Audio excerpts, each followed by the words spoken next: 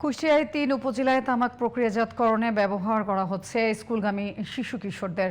কোম্পানিগুলোর আর্থিক প্রলোভনে পড়ে স্বাস্থ্য ঝুঁকি জেনেও এই কাজকে বেছে নিচ্ছে হতদরিদ্র পরিবারের অনেক শিশু।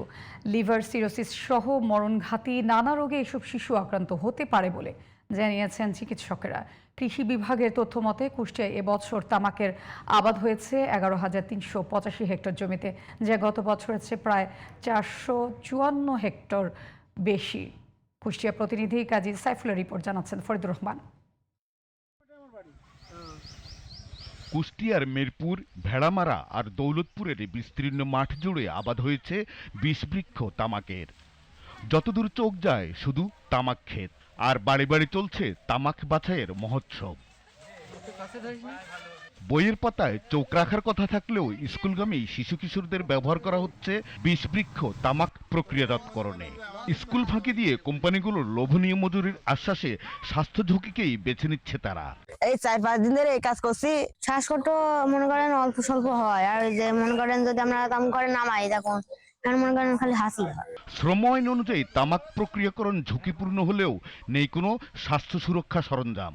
অধিক মুনাফার আশায় শিশু শ্রমের আন্তর্জাতিক আইন এবং ILO কনভেনশনকে বৃদ্ধাঙ্গুলি দেখাচ্ছে কোম্পানিগুলো, বলছেন স্থানীয়রা।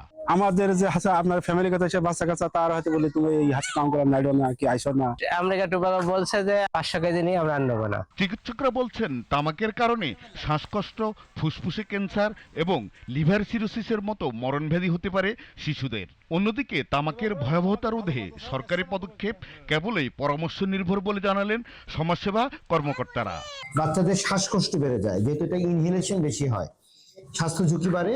তার মধ্যে ফুসফুসে প্রথম দিকে বাচ্চাদের ব্রঙ্কাইটিস হয়, নিউমোনিয়া ডেভেলপ করে। তামাকটা তো আসলে কোনোভাবেই আমাদের জন্য কাম্য না। এটা বরং তামাকটাই যদি একদম বন্ধ করে দেওয়া হতো চাষ, এবং তামাক চাষের নিরুৎসাহিত করা হয়, বিকল্প ক্রপ দেওয়া হয়েছে, তারপরেও দেখা যাচ্ছে মানুষ তামাকই চাষ করে। শিশুদের শৈশব যখন তামাকের নিকোটিনে বিবর্ণ হচ্ছে, তখন কোম্পানিগুলোর নীরবতা আর প্রশাসনের সীমাবদ্ধতা নিয়ে উঠছে নানা প্রশ্ন। এর থেকে পরিত্রাণ চান কুষ্টিয়ার সাধারণ মানুষ। Faridur Rahman, GTV news.